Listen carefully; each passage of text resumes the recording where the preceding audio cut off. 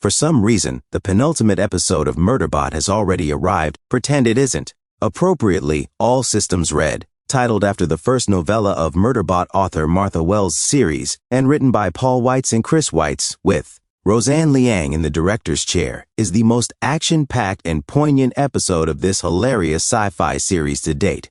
Additionally, one episode remains. Now go ahead and get your popcorn and Kleenex for your tears.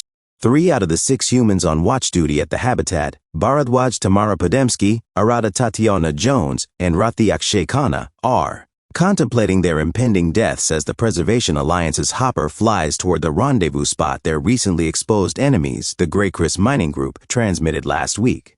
Pin Lee Sabrina Wu adopts the ignore it stance. Gurathin David Dasmalkian expresses gratitude for having come thus far, and the sage but perpetually optimistic Mensa, Noma Dumaswani, seeks Murderbot's Alexander Skarsgård's shrewd assessment of their prospects of surviving.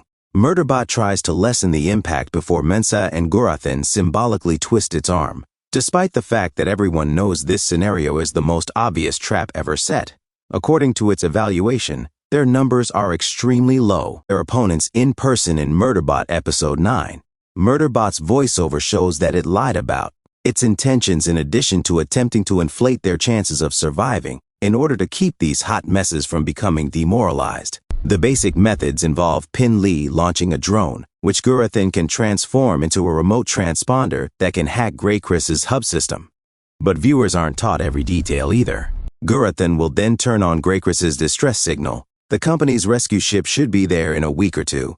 However, Murderbot must collect the access passwords to Greycrest's hub system before Gurathin can use his augmented human magic, which will take some sophisticated mental acrobatics of its own. Episode 9. Murderbot accepts its destiny.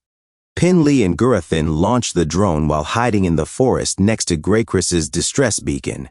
They then take Greycrest's access codes and set off the beacon's countdown sequence. After completing the mission, Murderbot tells Greycrest that Preservation is activating their beacon right now, so they had better schedule it to the launch pad rather than fleeing. In Murderbot Episode 9, everyone rallies to outsmart Greycrest. As if things couldn't get any worse, a local bird chooses to destroy Pin Lee and Gurathin's drone once Greycrest and their unfortunate guests reach the launch site.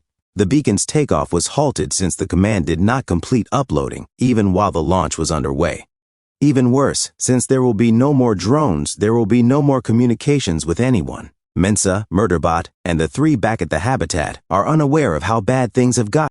Gurathin and Pin Lee stealthily approach Greycrest's Habitat in the hopes that he may hack and activate the beacon there. Mensa flies the hopper toward the direction of the launch pad because she is alone herself and cannot raise any of her dear buddies. If anyone can hear her, she urges them to look after her kids in case something goes wrong. With 1 minute remaining, Gurathin manually restarts the launch cycle while Pin Lee is on watch duty.